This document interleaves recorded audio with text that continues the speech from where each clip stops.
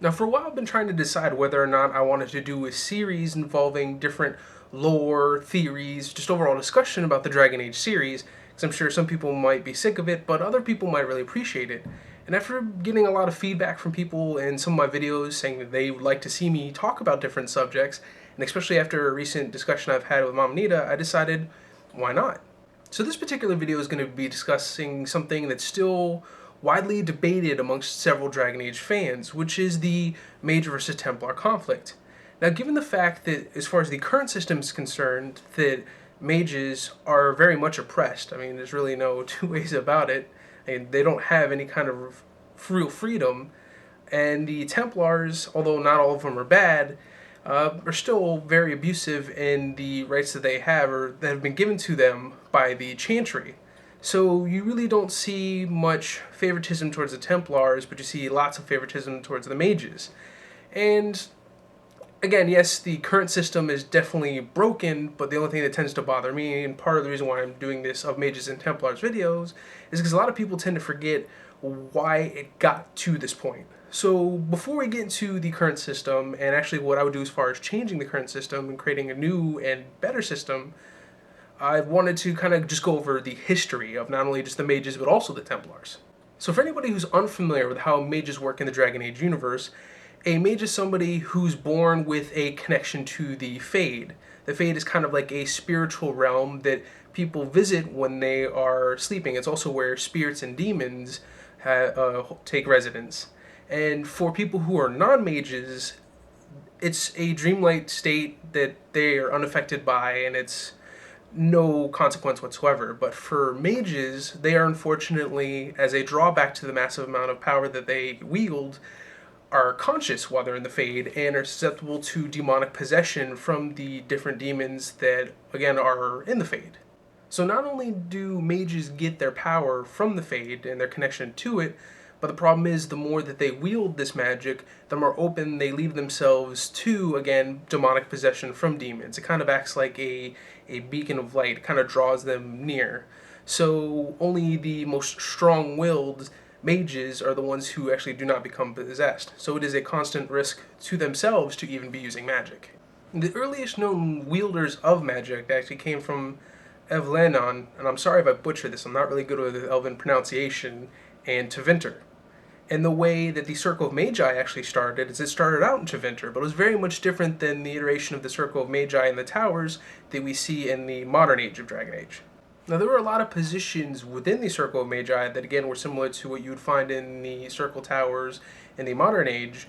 The only difference is, versus mages being confined to the Circle Towers, to be a mage and to be part of the Circle of Magi was actually a privilege.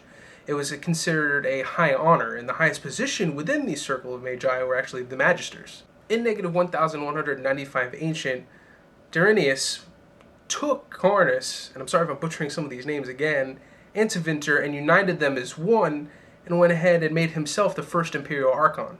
That's kind of when things changed in Tevinter, is the Archon was kind of the leading position, the one that made the rules for absolutely everybody. And versus the Circle of Magi, when you had other positions that were considered possibly nobility or people of importance, it was the only people that were left that were considered important were the Magisters, except for the Archon, again, as the highest of the hierarchy. There's still a lot of debate over where blood magic originated from, especially because the elves of Arlathon heavily relied upon it, as well as other different forbidden, in these days, are just powerful forms of magic. But there's also another legend that goes around saying that it wasn't the elves that taught humans blood magic, but it was actually Dumont, an old god, one of the first and considered most powerful of the old gods, that taught, at the time, Archon Thalsane, I'm sorry if I mispronounced that, how to use blood magic. The one thing that does hold true is the fact that Archon Thalsane used blood magic, taught it to other mages, and kind of created a huge army that he used to conquer all of Thedas, as well as Levanon, and created from there, in the process, the Tevinter Imperium. It's at this point that Tevinter Imperium had control of all of Thedas. They were oppressing everybody, not even just the people that they've taken control of as far as what was considered modern-day Ferelden or Ley and just other areas within Ferelden, but but they also went ahead and oppressed their own people. Because if you were not considered a mage, or even if you were just a lowly mage, is sometimes what they would call hedge mages, as if they weren't part of the circle or Tevinter, it didn't matter. They were considered the absolute control, and you were either part of that social hierarchy or you weren't, and you're considered less than nothing. But even worse is the fact that the elves from Elevanon were enslaved. Of course, the Tevinter Imperium wasn't content with conquering all of Thedas and practically wiping out the elves and enslaving any of the ones that were left. They decided, you know what? Let's go ahead and pass through the Fade using all of our magic since we're so powerful. Let's go to the Golden City and overthrow the Maker himself. And what's scary is they were actually successful, not so much in overthrowing the Maker, but breaching the physical Fade into what's believed to be the Golden City. And this is what the Chantry states is the act of sacrilege that made the Maker turn his back on the world, and not only that, but turn the Golden City into what's known as the Black City, and to punish the Magisters that were just so full of themselves and had such hubris that they thought that they can go ahead and usurp the Maker. He transformed them into the first Darkspawn before casting them back down into Thedas. These Darkspawn traveled deep underground until they were able to locate Dumont, and in turn corrupted and twisted him into the first Archdemon, which resulted in the very first Blight that lasted over 2 centuries. And that horrific conflict left the Tevinter Imperium in a very weakened state, and the first Blight's aftermath led to the rise of Andraste, a former slave of the Tevinter Imperium, who married an Alamari warlord by the name of Maferath. And Andraste blamed the worship of the old gods and the Magisters of the Imperium for not only the Darkspawn, but also the first Blight itself. Many people believe that Andraste was the bride of the Maker and followed her during the Exalted Marches against the Tevinter Imperium. With the assistance of many devoted followers, as well as former elven slaves, Andraste was nearly able to defeat the Tevinter Imperium. They say the only reason why she was not successful in her ultimate goal was the fact that Maferath betrayed her and traded Andraste for being able to keep some of the land in the south. It was at this point, unfortunately, that Andraste was burned at the stake within Mount Rathos, and instead of the Tevinter Imperium finally quelling this rebellion and being able to keep control, it actually is what led to the rise of the Chant of Light and eventually even the formation of the Chantry. And this is when we start to see what we currently know as the Templars. The way they originally started out is in order to combat a lot of the remaining cultists that remained from the Tevinter Imperium, and even just a lot of other dark things that resulted from the First Blight and the conflicts from the Exalted Marches. The First Inquisition was formed in -100 Ancient. The First Inquisition actually lasted until 120 Divine, where the Chantry and the First Inquisition signed the Navarran Accord. And what that did is made most of the members of the First Inquisition into the Templar Order, while most of the more veteran soldiers of the Inquisition became the First Seekers of Truth. Now, Templars act as the military arm of the Chantry. They are tasked with hunting down rogue mages and Maleficar, as well as also acting as guardians of the mages that reside within the Circle Towers. The Seekers of Truth act as sentinels to the Chantry. They investigate threats both internally and externally to the Chantry, and even kind of keep an eye on Templars and any kind of possible corruption within their ranks. Seekers, however, have been known to handle different threats as far as extremely powerful mages or even demons that even the Templars themselves are unable to take care of. And the way Templars gain a lot of their abilities and ways they're able to kind of negate magic is through the use of Lyrium. Not in its raw form, which is extremely dangerous and can usually kill you almost instantaneously, but more of in its liquid form. But it's still not exactly the best thing for consumption and is known to, more times than not, lead to Lyrium addiction. To prevent mental domination from blood mages, as well as the chance of demonic possession, the Seekers of Truth created the Rite of Tranquility. And the Rite of Tranquility is a very controversial process that cuts you completely from the Fade, but unfortunately the side effect of that is also cuts a kind of like a piece of you away. You are stuck without any kind of emotions, any kind of feelings, or really just anything at all. But the reason why Seekers underwent the Rite of Tranquility as part of their vigil is because they were trying to create a state of mental clarity, some level of oneness that they usually would not be able to attain. If a Seeker was deemed worthy during their vigil, a Spirit of Fate would visit them and touch them, reversing the Rite of Tranquility and bestowing them with very unique abilities.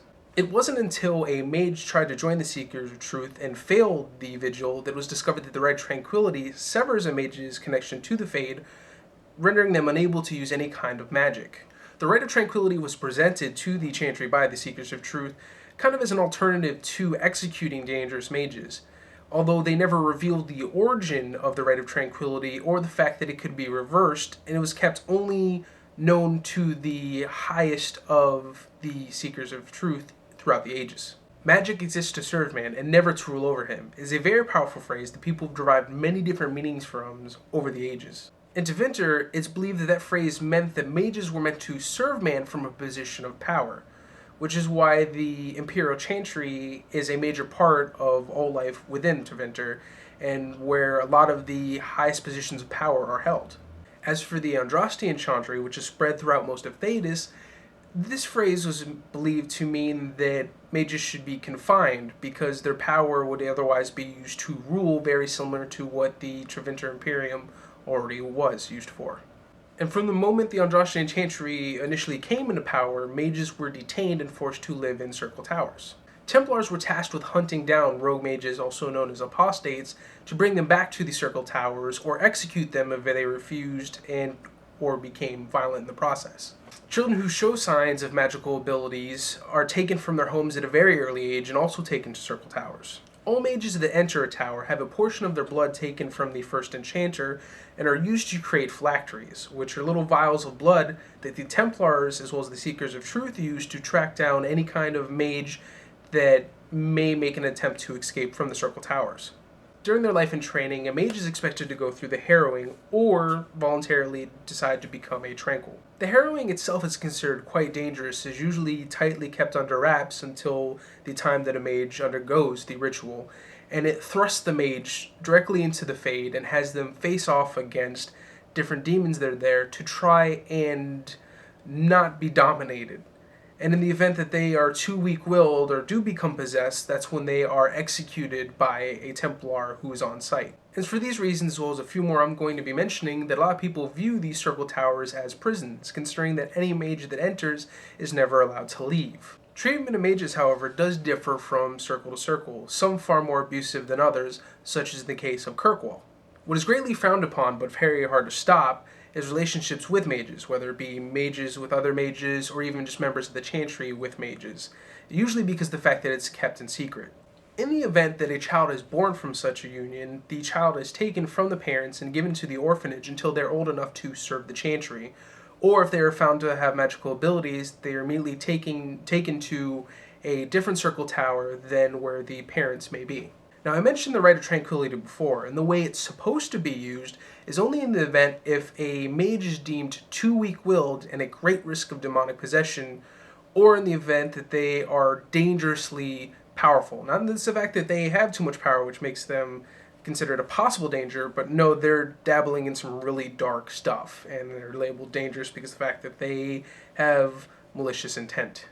Again, though, some mages have even been known to voluntarily undergo the Rite of Tranquility.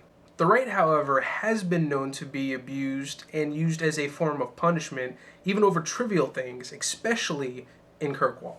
And it's because of the treatment of the mages, the actions of Anders and Kirkwall, and the discovery that there is a way to reverse the Rite of Tranquility that kind of just caused this bubbling conflict to come to a head and resulted in the great Mage Templar War that we see in Dragon Age Inquisition. And I mean, it's a terrible war that's raging throughout all of Thedas, and there's no winners on either side because you have people on both sides. There's heavy casualties from not only just the people who are fighting, but you see a lot of innocent people suffering from this conflict. It's pretty obvious that the current system has failed. I mean, this is why it led to the conflict of the Mage and Templar War in the first place, with the Templars abusing their station and the mages tired of their oppression, as well as turning to blood magic and other desperate methods to try and break free. It's a mess. And it all started with Andraste and the Exalted Marches. Some people think that Andraste herself was a mage, which would lead the Exalted Marches and everything that kind of came afterwards as an act of hypocrisy. But if you really think about it, it's not. Because at the time, the only thing Andraste was trying to do was end a very oppressive, tyrannical Tevinter Imperium, she was fighting against bad mages. She wasn't necessarily saying that mages in general were awful. I mean, that's what makes the phrase magic is meant to serve man and never to rule over him so interesting, because even in real life, in modern society, when it comes to religion, I mean, a lot of people believe that certain things that were said were misinterpreted, or people kind of injected their own agenda into these religious texts for whatever reason. So it's very easy to see how that phrase was misinterpreted to kind of work in whoever's favor, such as again with Tevinter using it as a means to continue to oppress people within their nation and stay in a seat of power within Tevinter, and why the Chantry uses it to kind of leash mages and keep them oppressed because it's for the greater good. But what I believe the phrase was meant to say is that mages should use their power to go ahead and help the people of the land, not from a state of oppression though, but just kind of like how we tell each other to be good to one another, for the mages to just be involved with the people around them, use their magic to help people, but also keep it in control and not so much use it for their own selfish gains or to seek further power, because that's when things just turn bad. Now, this is a part where people may not agree with me, but there's a method to my madness. I think that phylacteries should still be kept for mages. I mean, mages have absolute, unfathomable power that they're able to get from the Fade. They're capable of doing great things as well as capable of doing very terrible things. So the reason why we would want to have phylacteries still is in the event that somebody does do something terrible, such as the explosion of a Chantry in Kirkwall that killed lots of innocent people, you would have the Seekers of Truth or the Templars still around to track down just those individuals and bring them to justice. I believe circle towers should exist, but not in the capacity that you might think.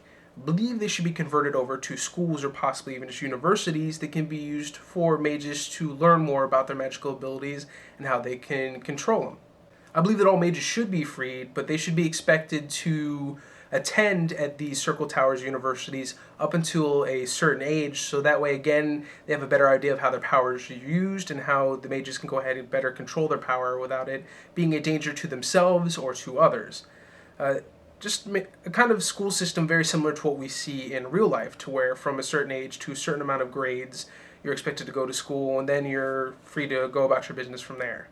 And the way it would work is mages don't have to stay at that circle. If they want to, they can still live wherever they want, or they can go ahead and stay within the dormitories that already exist. Here's another one quite a few of you might not agree with. I believe that certain forms of forbidden magic should no longer be deemed as such. For instance, blood magic. I know some of you are like, what? But blood magic we've seen throughout the Dragon Age series used for just awful things. And see, that's the problem. That's the only application that we've seen throughout the Dragon Age series. I believe that blood magic can be used for a much greater purpose, more beneficial to the people, such as either curing horrible diseases that exist within the blood, or even maybe an advanced form of healing. And I mean, if we're really talking about people having an issue with blood magic, if you think about it, phylacteries in themselves are already literally using blood magic to be able to track these mages.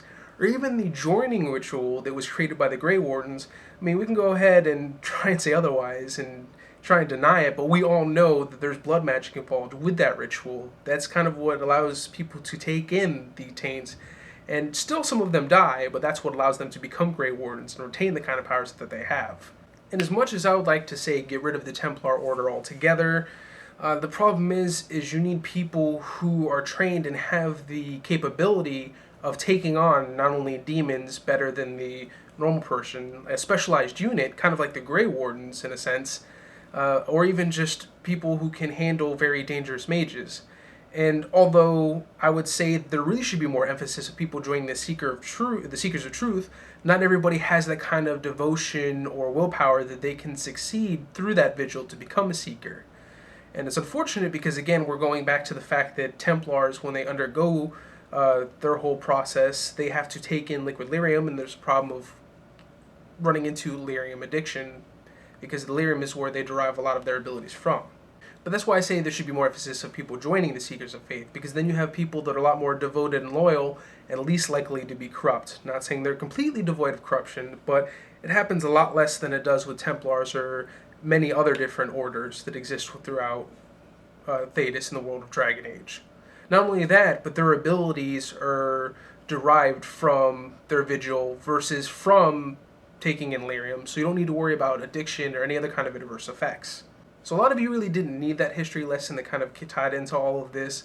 But for anybody who's maybe new to the series or maybe just wanted a refresher course of the lore, I hope you all appreciated, enjoyed this video, and that it didn't bore you too much, because we all know how some people feel about history lessons. And also just my opinions on how a new system could work versus how the old system was so broken.